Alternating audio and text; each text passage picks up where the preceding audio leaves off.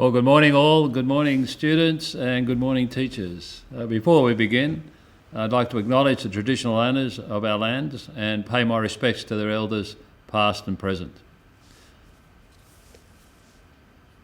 It's great that you could join us via Facebook for National Simultaneous Storytime. Before we start reading, David and I want to send a big thank you to the wonderful people at the Australian Library and Information Association. They are the people who organise Storytime each year, and they've been doing it for 20 years. What a fantastic effort. They, like all of us here at Government House, know how important reading is. Not only is reading heaps of fun, but you actually learn things, and that is truly amazing. There's an old saying, you're never too old to stop learning. I read every single day and I love it. The book Linda and I are reading to you today is called Whitney and Britney, Chicken Divas. It was written and illustrated by Lucinda Gifford. We want to thank Lucinda. She's a terrific writer and it's a really great book. Whitney and Britney, Chicken Divas. I have a diva next to me. I wonder what it's all about. Could it be about two chickens in a backyard who just sleep all day? Or do they get up to something sneaky? Let's find out.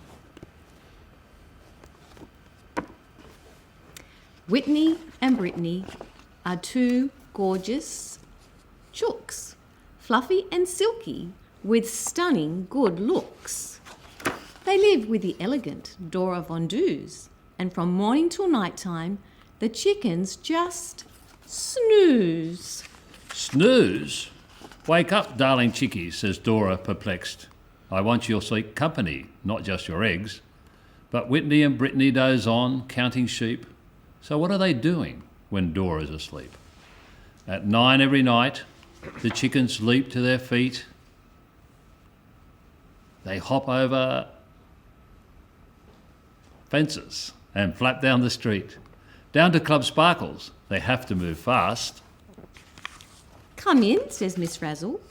You're on at past. And on go the sequins, tiaras and bling. The curtain goes up and the chooks start to sing. And what a performance. The crowd's in a fever. It's Britney and Whitney, the great Chicken Divas.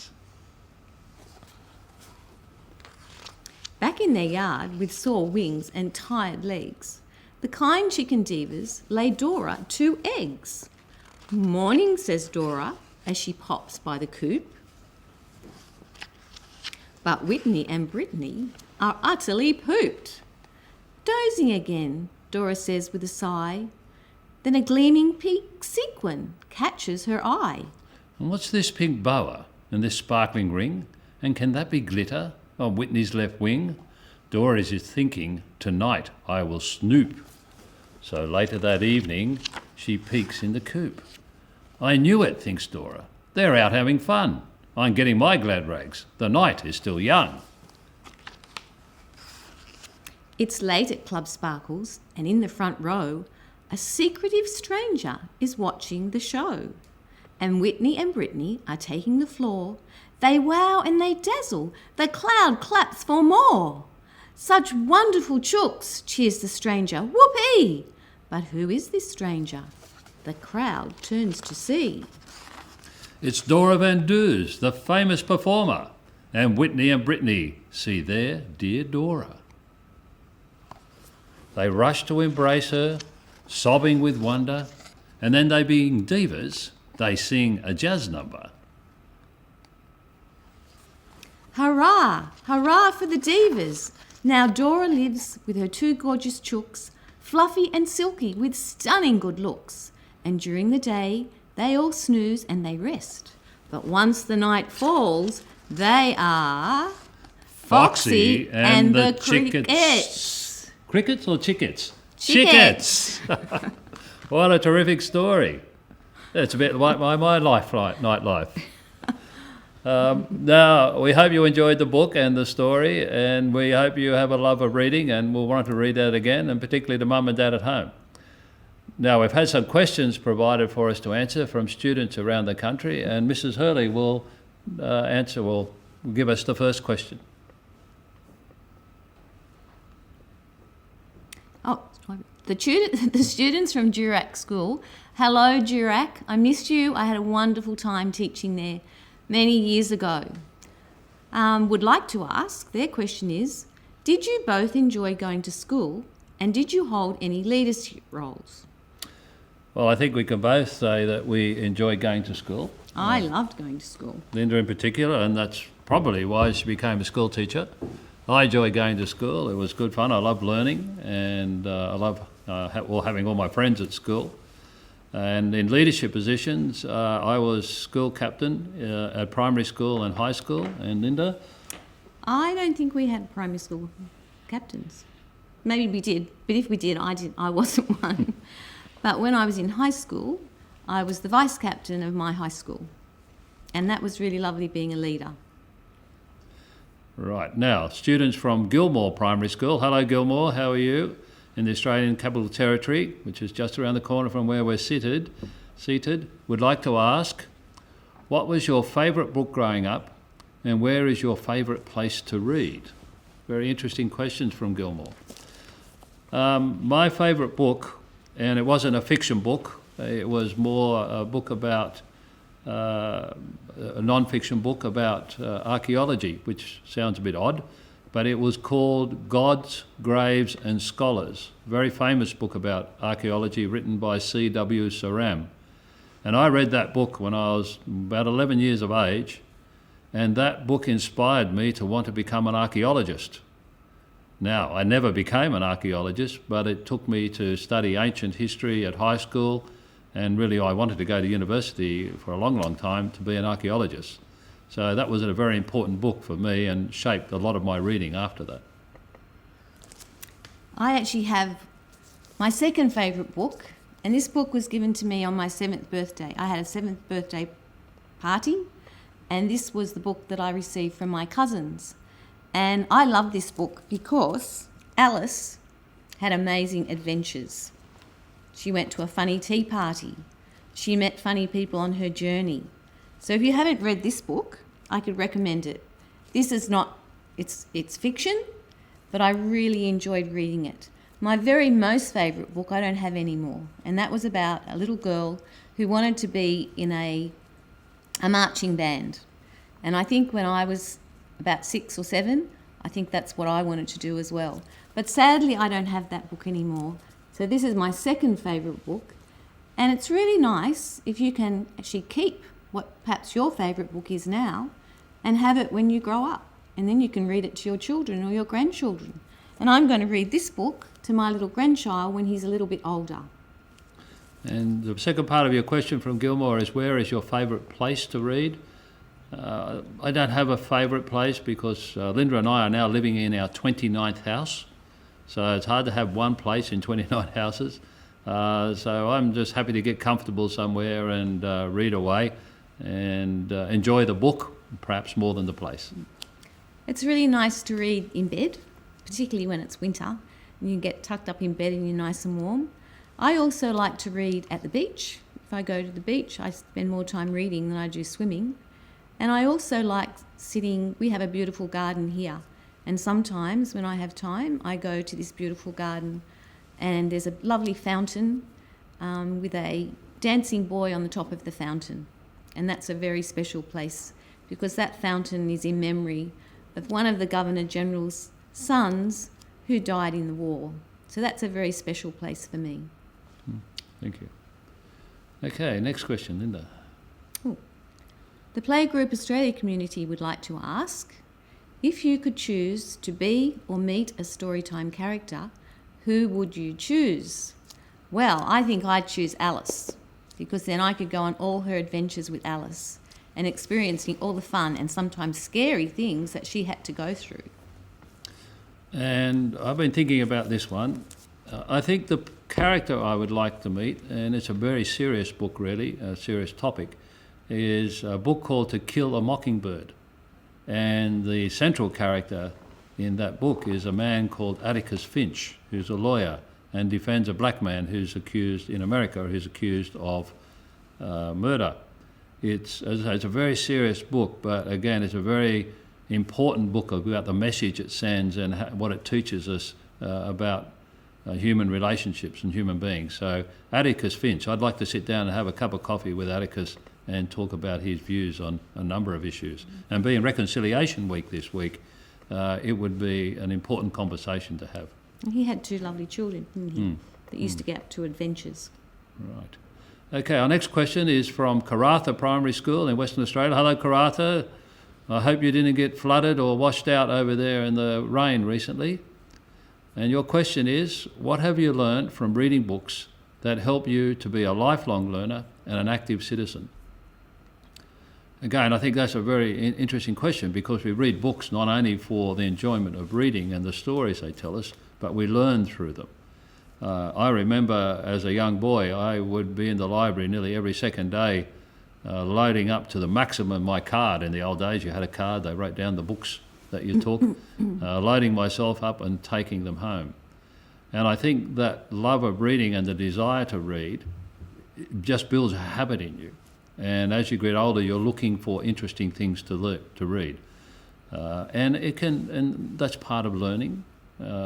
At the moment, I'm learning to speak Indonesian, continuing to be a lifelong learner. And I think that's important to continue to grow, and just don't think you've ever reached the limit of what you can know. And I think through books like To Kill a Mockingbird and other great novels like that, they teach you about the importance of your role, of people's roles in our society. And if you can learn those lessons at a young age, you'll want to participate and help and assist your fellow citizens. Well, I really love history, and I always have, so reading books has been very special to me to learn about our history. And over the last few years, when I lived in Government House in Sydney and now I live in Government House in Canberra, I wanted to learn about those houses. So the best way to do that was to read books. And there have been some books written about these houses, and I wanted to learn about what other Governors-General's wives did and what other governors' wives did. And it was really interesting for me to learn about those 2 houses and the people who lived in them. And it's really nice now when we have students come or adults come to Government House, I can actually tell them a little bit about this house.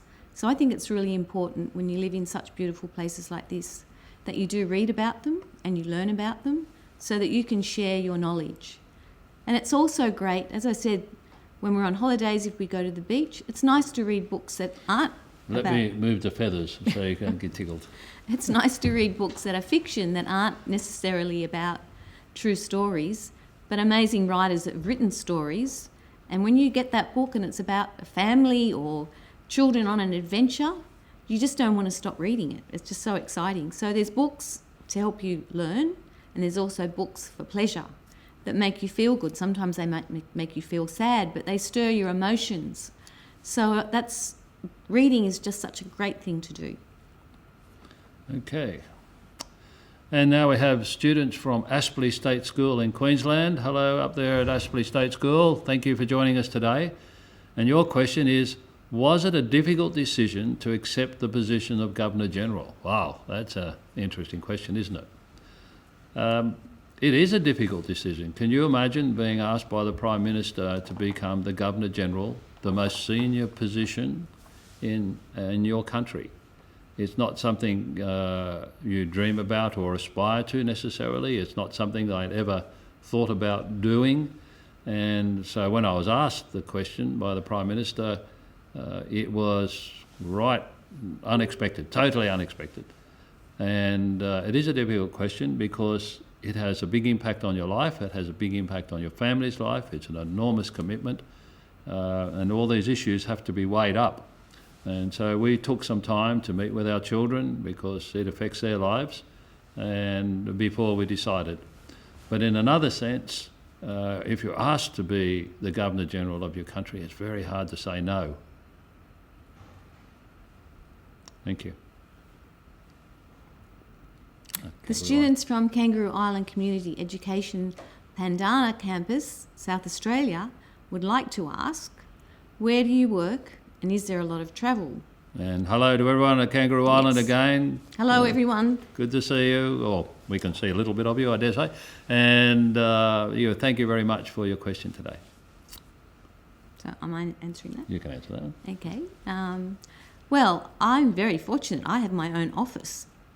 So we have a building here called the Chancery, and that's where the Governor-General and I have my office. So he has his and I have mine. And I go there and I send emails and I talk to a lot of people on the telephone, particularly during this time when we haven't been able to get out and meet people.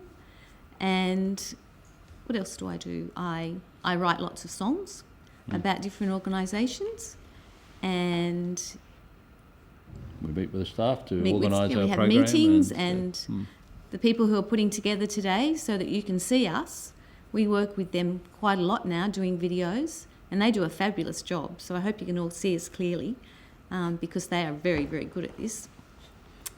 And travelling. Is there a lot of travel? Yes, we do travel a lot. And you know what, girls?